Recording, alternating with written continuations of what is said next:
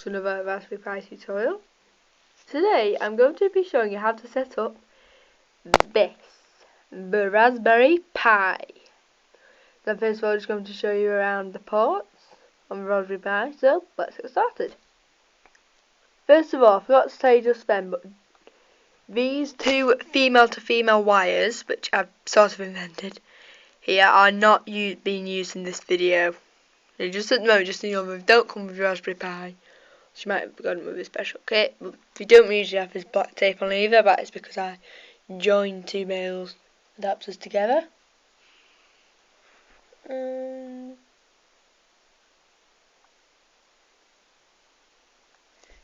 let's get started. First, on one side you've got the HDMI port, and then if we move along, we've got everything else. Then we turn over to the back. Sorry about this. Camera down a second. Sorry. Got your power source, the SD card reader. These here are your GPIO ports. So I've got those two wires plugged in at the moment for an LED. I've got composite, the yellow, which is composite. What's this come out? I've got an audio port. And then on the other side I've got two USBs there, middle, and there's nothing there. And you've got Ethernet, and you've also got here, through here, the lights. Now it doesn't usually come in the case, and now we're back to the HDMI. So firstly we're going to talk about is the HDMI lead. Here it is, my HDMI lead. Now, when connecting up your Raspberry Pi, you can use, well, the display, you can use either HDMI or composite, or, well, that's the yellow one, whatever it's called, composite something, I don't know what last thing is. So you can't really read it, but it says HDMI on it, and one end plugs into my Raspberry Pi, and the other end is plugged into my TV. Can't see it very clearly, you'll be able to see it clearly when we're booting it up. So what we're now going to do is simply plug it in. Right. I'm going to do this. Right, so that is now plugged in. Next, I'm going to talk to you about the power. Now the power, you do need a power lead. Now the way,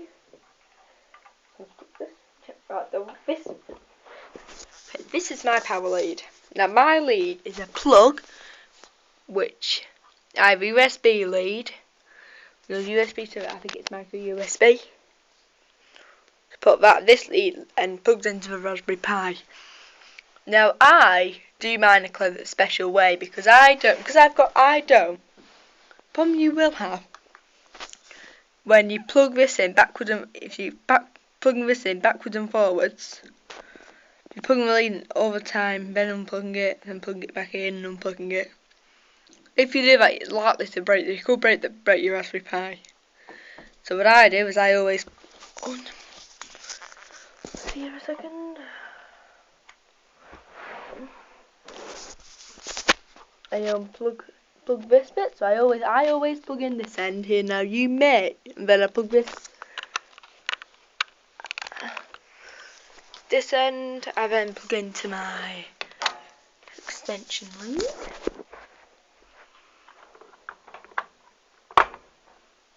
Like that, and then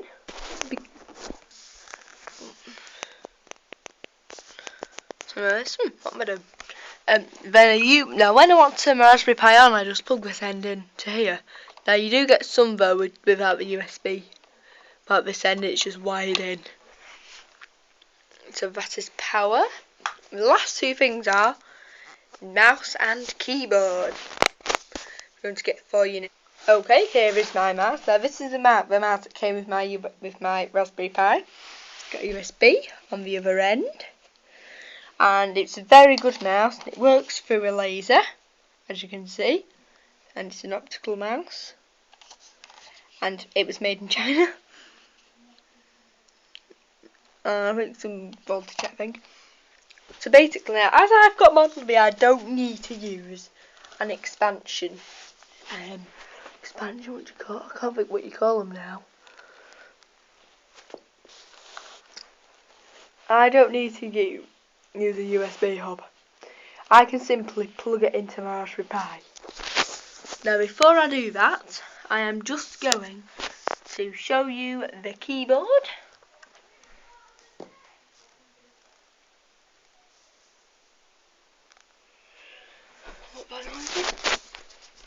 Also got this keyboard. Now I do have a review, by the way, on my USB hub, which came with my Raspberry Pi, but I don't use it, and it's quite bizarre video. I think you will agree. Since apart from my USB hub powers my Raspberry Pi, and the one from Raspberry Pi powers the thing. So, sorry about this. The power from Raspberry Pi can power the hub. So I only really need one to buy. This is what we have. Got USB. We have right now. This is a mini keyboard, I would say. It's not a big keyboard. It's mini. I'm now just going to move the camera so you can see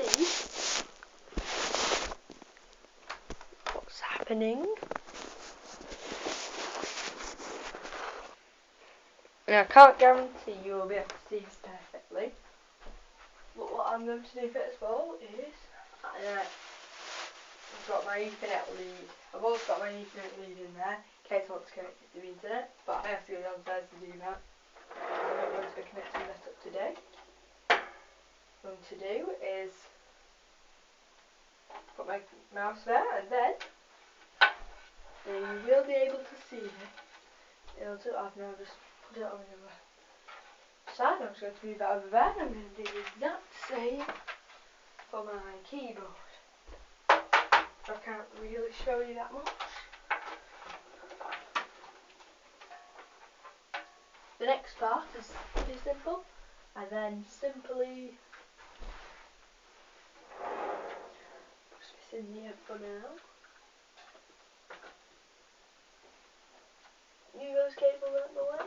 Put them here. I'm just now going to plug in these two USB leads, and I can't really show you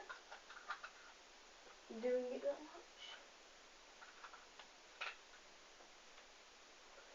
Is that right? Oh, no, it isn't that one. Yep, so that's now plugged in. Now, all I will then do, and then all I need to do then is I would then plug that into there. Now, when you turn your TV off. Now, I'm just before I do that, I need to show you two more important components. The Ethernet lead.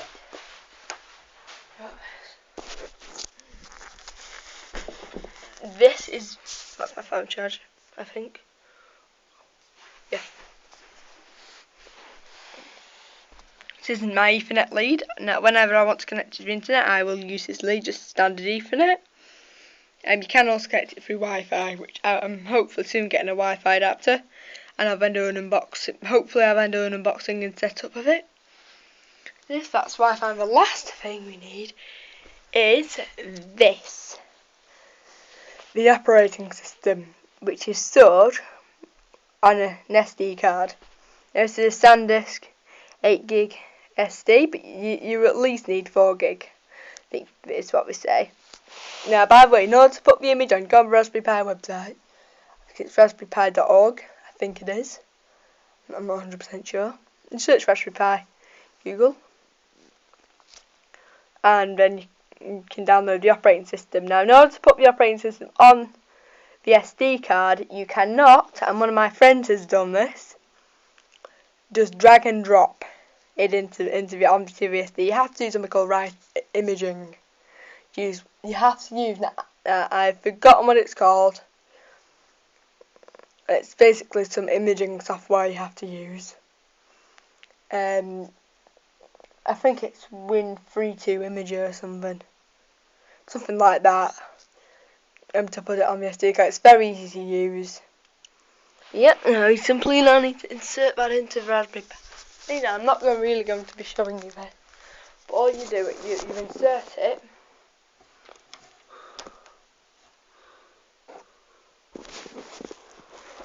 Hang on a second.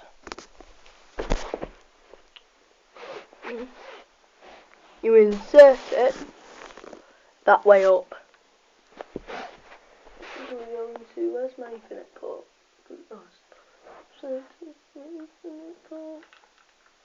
Hang on, no, sorry, you insert it the other way. No. Yes, you insert the way I said to you. Once that clicks into place. Next thing we need to do is I now need to position for a second. I'm just going to set the room up for Raspberry Pi.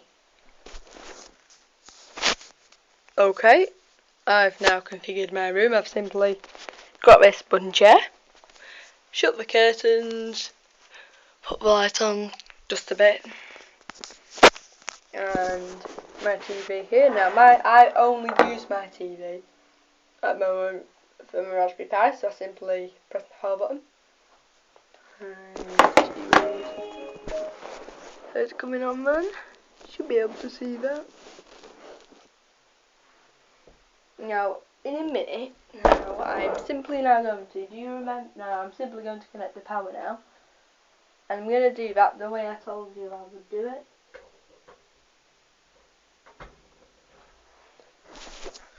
Going to show you, the lights coming on. And scripting comes on the Pi. Now usually, if you are on the Debian Wheezy image, you need to type in, you can go on my turning on Raspberry Pi video for more details. But what you need to do, and the way I've set mine up so that it automatically comes onto the desktop. Usually it will ask you to insert the username. Now the username, I'm using the Debian Wheezy image, and the username for that is Pi, and the password is Raspberry. After it comes up with something like, it looks like an email address, and then all you do is simply type in StartX to get onto the desktop. Now what I'm going to do, I'm going to go on my terminal and I'm going to show you what the first time you boot up your Raspberry Pi, what comes up. Now I'm just going to type in sudo rpi-config.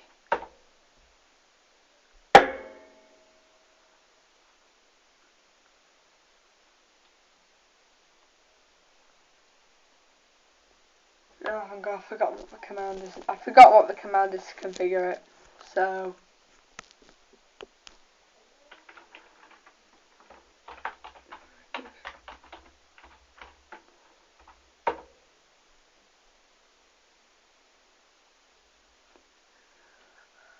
I'm afraid I can't find it.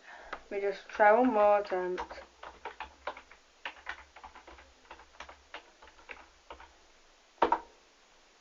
Okay, now I was using sudo rpi config. Now it hasn't worked, but usually it comes up with a menu. You can just skip the setup as I did first time I used my Raspberry Pi. That is basically